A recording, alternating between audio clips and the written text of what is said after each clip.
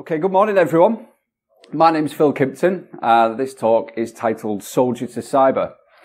And it's about my experience of leaving the armed forces and making a start in the IT security industry as a pen tester without any previous experience whatsoever. Thank you. And I originally gave this talk in January at BSides Leeds. And it was my first ever talk, so I was slightly apprehensive. But I was more so apprehensive because of the fact that whilst the talk was about towards newcomers about the free training resources that are available, there was another aspect to the talk which was about the human side and the emotional side. So I was slightly nervous because I didn't know how well it would be received. However, after the talk and when it was put on YouTube, it seemed to be well received, and the fact that I was getting emails of thanks from people in the States, Canada, New Zealand, and they felt inspired. So I was really humbled by that. So it appears that people like to talk about the human side as well, and that's why I'm here today. So yes, this talk is for anyone looking to make a start in the industry, but I'm sure that there's something for everyone to take home. However, if you only need to take home only one thing out of this talk today, I'd just like you to take home that almost anything can be achieved with just three things, and that's determination, persistence, and passion. So I'll be discussing topics such as negative thoughts and what I've experienced, how to kickstart your own personal success, and these are things that I've only figured out for myself in the past 6 months. And then I'll be talking about personal development, creating a plan, setting goals, and the free training resources that are available. So who am I then? Well, I'm a security consultant at ECSC, and there's me in my work attire. But I feel that there's something I must clear before we continue, and I'm often asked by people, and I'm sorry to disappoint you, but I've never worked with Neil Buchanan.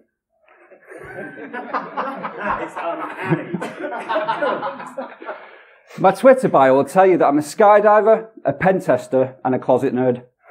And whilst all them things are true, there's three main reasons I'm stood in front of you all today. I love my job.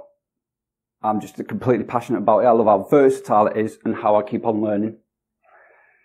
I'm also passionate about personal development, and that's not just my own, but watching other people grow. And the third reason, I just get a kick out of helping people. And since starting in September 2016, I've had experience in external infrastructure testing, web app, internal infrastructure, phishing, and social engineering. But I must stress that I'm not by any means a subject matter expert of any one of these disciplines. But if you were to ask me what I tend to favour and what my strengths are, I'd say it's definitely social engineering. And it just seems a bit more natural to me. We've just come off a job actually up in Aberdeen. We were successful, and I've had success in all jobs. So much so, on one last year, it was to come off the street and see what you could do and if you could infiltrate. And I built such a rapport with one of the guys from the university that we were testing that after 3 days, he actually gave me a gift for my 5-year-old fictitious son. So I realised I was going to hell at that point. But how did I get into pen testing? Well, it was actually the fortunate result of what was at the time unfortunate circumstances. I left the army in January 2015, and I only started as a pen tester in September 2016. And in the interim, I worked in the offshore oil and gas industry, and I was attracted by just two things, and that was the 3 weeks on, 3 weeks off rotation, and also the salary. And that was my mistake. The 3 weeks that I was on, I wished my life away, and the 3 weeks that I was off, I dreaded going back, so I was never actually in the moment enjoying my life. And what started to happen, basing your career choice on financial gain and not what truly motivates you is the issue here. What started to happen after 3 months, I was already bored of this job. After 6 months, I started losing motivation, and I actually started to change. My personality changed, and I always said to my wife, I said, if you came in disguise, I don't think you'd recognise me. I just wasn't really a nice person to be around. And then after 12 months, I actually was diagnosed with depression. And I truly believe from this that it was because of the job and it didn't give me a purpose. And if that's what it did after 12 months, there was no way that I was going to continue my working life for around 30 years, the rest of my working life, in that way. And it got me thinking, as children, we don't make our career choices based on how much we get paid. Our choices are built on what we love and what we dream about. Children think big because they've not yet experienced the suppressing power of negative thoughts. Now, admittedly, I didn't pursue my childhood dream either of what I wanted to do. I always wanted to be a Ghostbuster. But going back to negative thoughts, from my own personal experience, I believe that negative thoughts are the primary factor in hindering our own success. And we put ourselves down constantly. Now, who here, in a normal situation, who here would eat this apple? Anyone? No?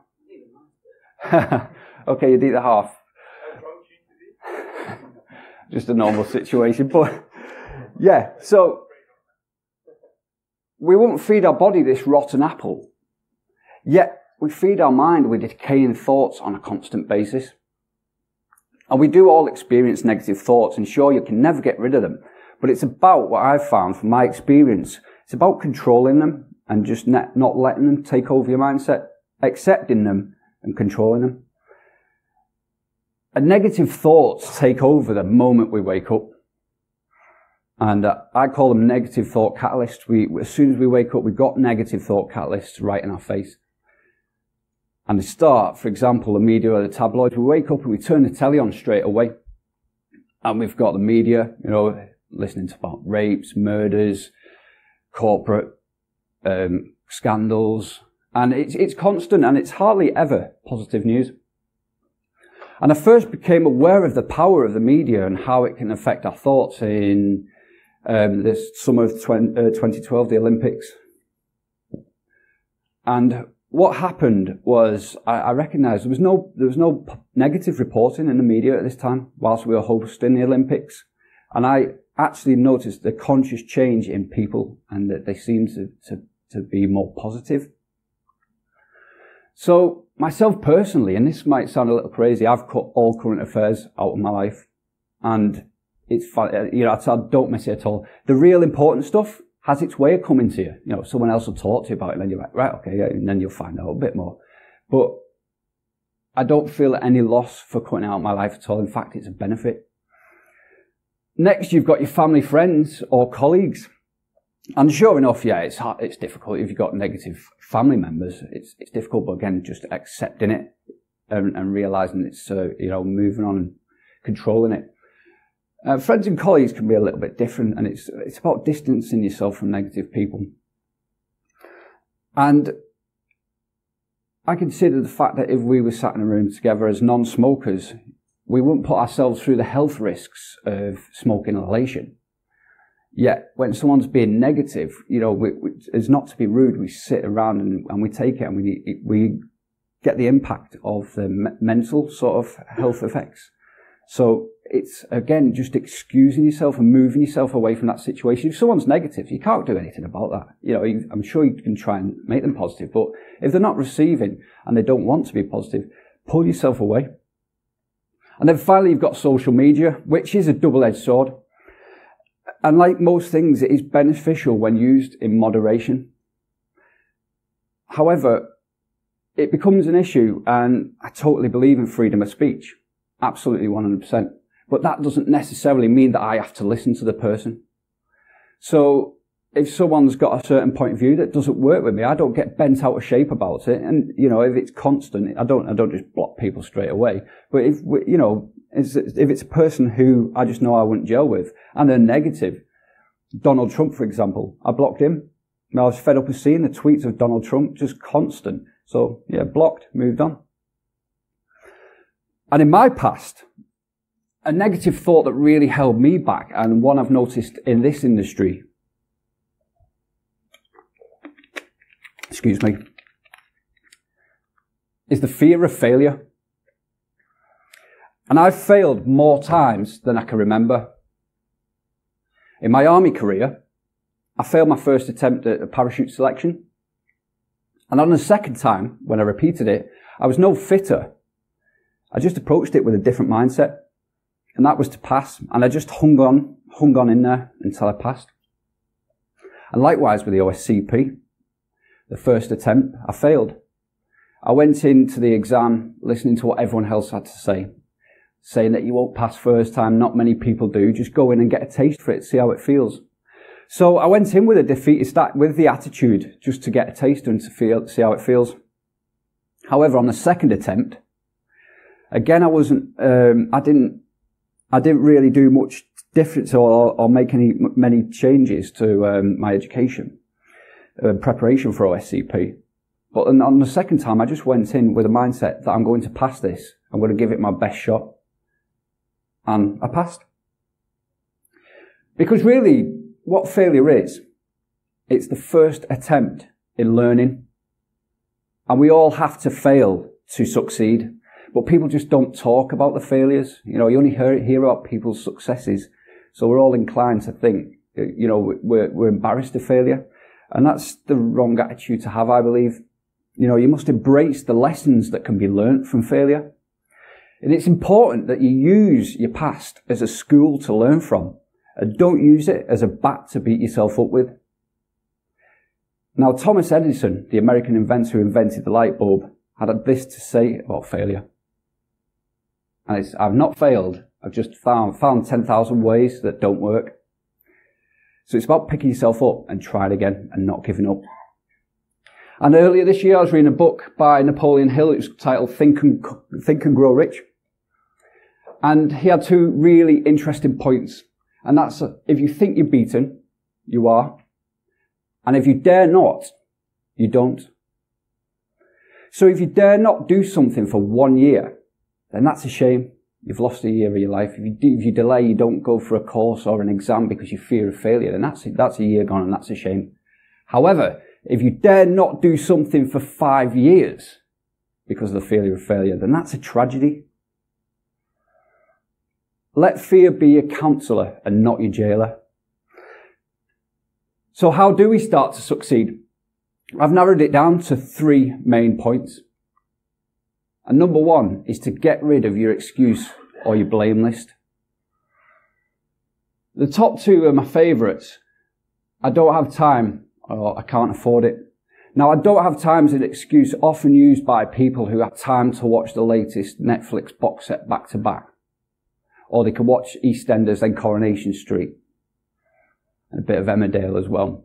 So they claim that they don't have time when realistically, if they're honest with themselves, they're just not investing their time wisely. So just assess your own and see how you're spending your time. If you're procrastinating, are you spending too much time on the phone, thumbing through Facebook? Another one, I can't afford it. And I appreciate people have different financial situations, but I can't afford it is an excuse commonly used by people who have the latest iPhone, the latest car hire purchase, the nicest clothes. They can afford all these things, yet they can't afford £15 on a Udemy course to invest in their own education. And again, it's just working out your priorities. So definitely number 1 is to get rid of your blame list. Number 2, surrounding yourself with like-minded people. And it's no coincidence that successful businessmen and women surround themselves with other successful businessmen and women. And they thrive off each other's ideas. Or you've got athletes. Us mere mortals don't understand their training regime, what they have to go through, the diet regime and all their disciplines, so they support one another. And I call these your mastermind groups. And I'm sure you're all aware, and you've felt this in the past, that amazing things happen when people with a common interest come together. Just, you know, the lights start switching on and great ideas happen. You've also got your mentors. It might be someone who professionally you look up to, someone with good values and standards. Could be someone outside of work. a mentor approached me in a funny disguise of my local postman at the time. And, you know, he delivering his letter, we got chatting. And then some weeks later, he managed to social engineer his way into my house. So we were having a brew and, you know, we were putting the worlds to rights over a brew. And 2-3 years on now, I still keep in touch with Andy. He's about 30 years my senior. And we go running together, you know, and we just, you know, have a chat. And I learned so much from Andy, you know, there's a lot to take from people. But could you imagine what I'd have missed out on if I just saw him as a postman and didn't chat with or engage with him? So engage with people, and if they strike something with you, just listen to them. And then finally, we've got friends whose opinion and guidance you truly value. The ones who can say whatever they want and get away with it. So their advice might be impartial. And, you know, I've got some quite honest friends, and I asked them a question. I asked a couple of family members as well, some different people, and I asked them, give me 3 of my strengths and 3 of my weaknesses. And I wasn't interested in the strengths, but that was just a bit of a disguised question. And what I've also found out is if you try this, people don't like the word weakness. So if you're going to ask someone, ask them 3 work on point, what 3 points I could work on. And something funny happened. They all gave pretty much the same answers. So they all can't be wrong. So it's definitely gave me some points that I needed to work on with my own personality and my own behaviour. Okay, so moving on to the last point to start success is to start making small changes in your life. And if you keep doing what you've always done, you'll keep getting what you've always got. And simply put, that means if you want to change, then you have to change. And it's about the small changes in discipline that eventually become big changes. They may initially seem insignificant, but if you can imagine, if you just change, if you're on a ship and you change your direction of course by 1 degree over 500 miles, you'll be in a completely different destination. So that small change, initial change, actually leads to big things. And here's just some examples of what I can find, which are considered small. Getting up 15 minutes earlier. If you're always late, then just get out of bed a little bit earlier. Introducing a small amount of exercise into your life. And again, I'm sure it's the same with most of us in this game. Once I've got my teeth into something, I can't let go. You know, I'm stuck at that laptop. So I get my exercise in the morning, and then I'm good, ready to go for the day, and I can concentrate on my job. And it's all about introducing these small changes. Reduce your calorie intake by small amounts. So if you realise you're eating, you know, if you're drinking full fat Coke, change it for Diet Coke. You know, even that small change. Just make these slight adjustments and they will start to make the changes. Reading books, not everyone's thing. We've got audio books. My last job, I used to drive an hour each way commuting. And I just used to belt it there, get as fast as I could. I'd never listened to audiobooks until recently. And I've just now feel like I've done myself a massive injustice by not listening to audiobooks and educating myself whilst I'm on the drive. And then finally is keeping the promises that you make. And the person that we let down the most with our promises is actually ourselves. You know, we get these ideas in our heads and we don't honour them. So it's about start honouring your own promises that you make to yourself. Now, you can apply all these things and have all the positive thinking in the world, but what you do need to start working on is your personal development.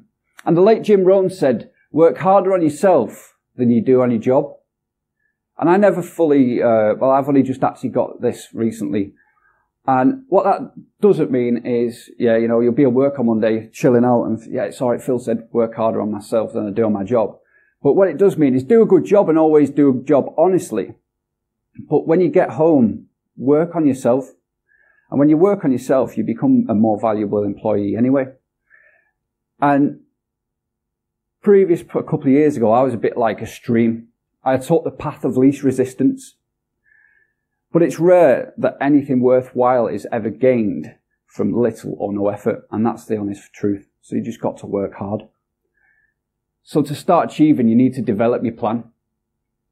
We start here for this, and it's not just a pretty slide, but I actually stick to these. So where you are now, you have to start with the end in mind. So that's where you want to be. And then once you've got that with the end in mind, you can then set your goals and take the action. So for me, going back, I was offshore. Life was rubbish. I needed a new job. And I had to think about what did I enjoy. About the age of 8 to 10, I played around on the Amiga PC, or Amiga 500. And then naturally, between the ages of 14 to 16, I was playing a bit of Counter-Strike. And after that, it's, I think my IT skills went as far as, Microsoft Office Suite and learning how to open up your browser in incognito mode. And what happened, around this time when I was going through the depression, I was at my friend's house and he had his MacBook open. With his MacBook, he had another window, and he was running Windows. I was thinking, what the hell is going on here? What's he doing? I was straight away intrigued. And he explained to me it was a virtual machine. I didn't know what that was. December 2015. So I went home and I got on YouTube. And then I fell down the rabbit hole of YouTube. And I came out some 3 months later, after watching all these videos with an idea of what Kali Linux was. And just started playing around. And that's when the penny dropped. And I suddenly realized that what happened, it sparked as an initial interest, became a passion and a desire. And I realized that I wanted to become a pen tester. So I was able to set my goals, and for me it was pretty easy. I didn't have any idea at all. So I started off from the bottom with all the CompTIA certificates on the A+. I worked up, simple as that, just chipped away, kept chipping away, and worked up. Now, what I also have, and I'll still stick to these, I have my professional goals. I've got short in the green, short term, which is 0 to 2 years. Medium in the yellow, 2 to 5, and then long. So I've just obfuscated that because that's my own personal plans. However, once you write something down, you become accountable for it. And likewise, I do it with my personal goals. And this is what I've got for this year. I've never run a marathon. I've done a half marathon, so I want to run a marathon. And that's in preparation for the next goal. And that's, I'm in the process now of organising a charity event for a little girl. And I'm going to start at Northampton Saints, a run to St Helens Rugby Club. So that's 130 miles roughly. And I want to do that in 4 days. So it's about 32 miles a day. And then also I've got next to do a workshop at a security conference. And I've got an idea for that as too. So, started the martial arts class, and I started mentoring someone, but I believe I sort of mentor a few people anyway, just help people out. So, these three, they're there, they're in my face and a reminder that I need to do these. So you set your goals, and now this is where you need to take action. And everyone has all the best will in the world, but unless you take action, you're not going to achieve anything. Now, fortunately for me, where I was starting into pen testing, there's loads of free training resources available, and Cybery is an awesome training resource.